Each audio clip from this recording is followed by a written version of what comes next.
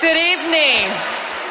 Many of you know me from one of your favorite soap operas, The Young and the Restless, The Bold and the Beautiful, and many other television shows and films. But since we only have one life to live, yes, I did have to throw that in there, I decided to follow other dreams. I'm now an avocado grower for all of you guacamole lovers. Yes, California avocados. I also run and operate my own design business. And with my husband, Gary, we just celebrated our 25th wedding anniversary. Gary and I are partners running a sport fishing business, retail operations, rental operations, and assorted other enterprises. Like millions of women across our nation, I have many responsibilities. And because we women have many roles in our lives, I'm offended when the media and the Democrats typecast us as single-issue voters.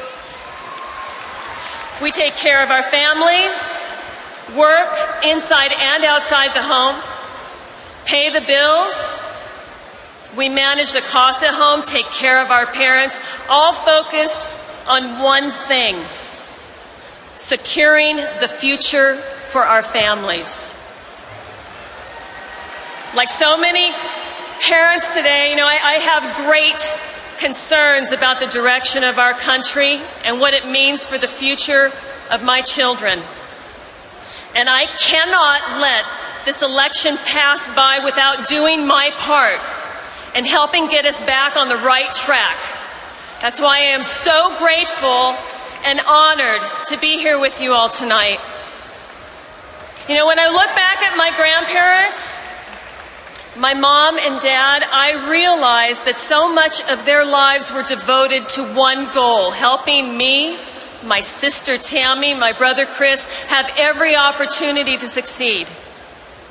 I was always told by my grandmother I could do anything I put my mind to, and I did. I worked very hard. We've started businesses that have succeeded and still do, and we've had ventures that have not. We have created jobs and even more tax dollars. We have worked 80-hour weeks and have gone without paychecks to keep our employees paid.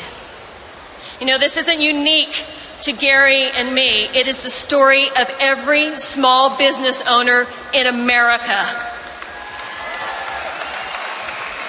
I'm a member of California's Business Women for Trump.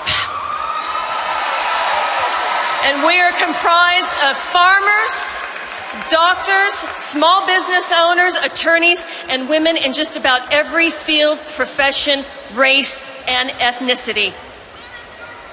Women for Trump.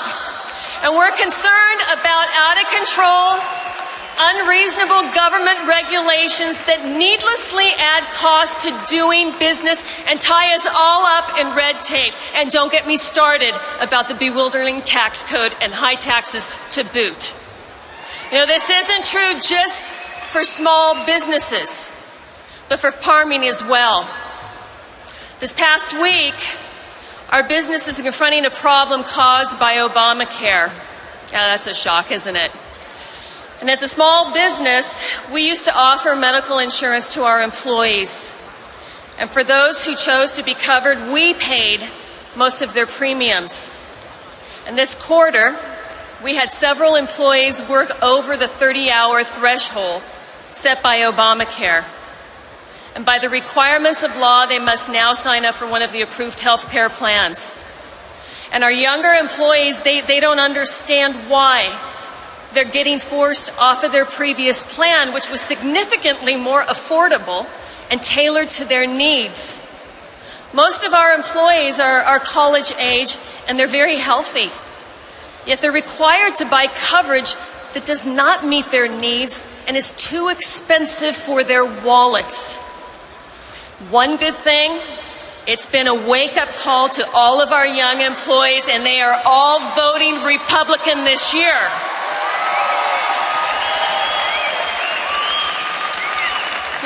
One third of small businesses are owned by women.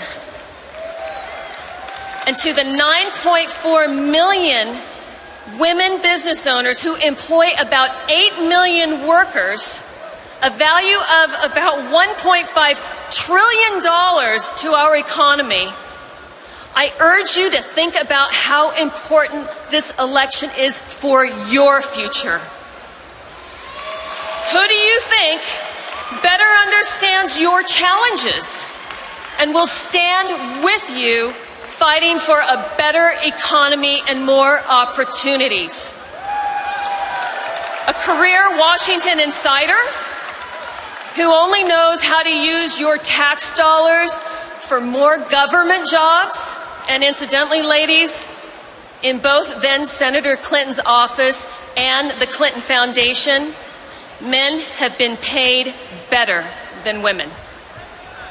Or a successful businessman who knows how to make a payroll, who understands the special challenges women business owners face, such as gaining access to needed capital, and who has an admirable record of hiring and promoting women in his businesses. You know, for a moment, I'd like to touch on an issue that Donald had spoken about from the beginning of his campaign: trade. As an actress and a farmer, boy, did you ever think those two would be in the same sentence, huh? Yeah. I've seen firsthand the impact of high taxes, over-regulation, and suspect trade deals. I have seen TV and movie productions move out of the country. If you were an A-lister like Leonardo DiCaprio or an owner of a studio producer, you were okay. But if you were a cameraman, a sound tech, a boom operator, or did any of the many jobs in production, you were just out of luck. And at the time, it didn't affect me. And I didn't understand what my local union boys were talking about. And now I do. And I'm sorry for not understanding the plight of these men and women who lost their livelihoods. And they did. And as an avocado grower, I face the impact of our trade policies. I've seen firsthand our domestic market flooded with imports that harmed local farmers and even drove some out of business. My neighbors who have raised this product for years are being forced to cut down their groves. I'll leave the decisions about trade policies and how you balance the many economic interests of our nation to others, but this much I do know. Donald Trump raised concerns on behalf of working people before the Washington elites did. He will make trade deals that benefit working men and women and their families right here in America. There's going to be a time, and I hope soon, for a woman president. And we have so many outstanding women in Congress and in our state and local governments who are ready for the job now or in the very near future. But let's be clear. The Democrats offer up a woman who, when she had a chance to stand up for women, did not do so. Instead, she attacked women, denigrated them, called them liars. And I personally know victims, and they find Hillary's actions and remarks repulsive. Her comments are comments of convenience only.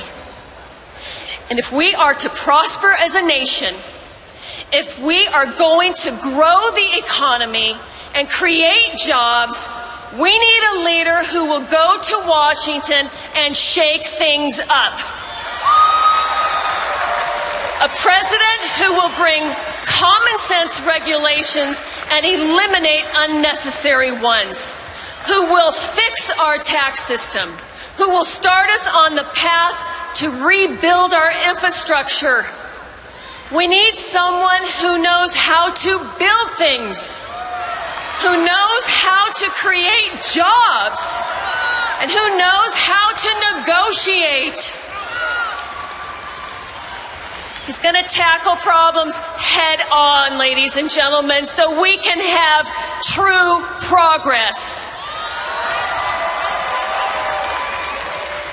Now, since it was announced that I was speaking to you all tonight, I have been attacked in social media with all kinds of outrageous insults, none of which are even remotely true. The left wants to silence those they disagree with. In politics, on college campuses, and in business. This must stop, and I will not stand by idly.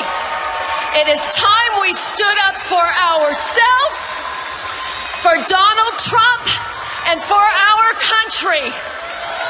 Donald is the most qualified man in America to turn things around in Washington and in our nation. So I ask you to join me and California's businesswomen for Trump in supporting America's best opportunity to return to greatness. Donald Trump, the next president of the United States. Yes. Thank you.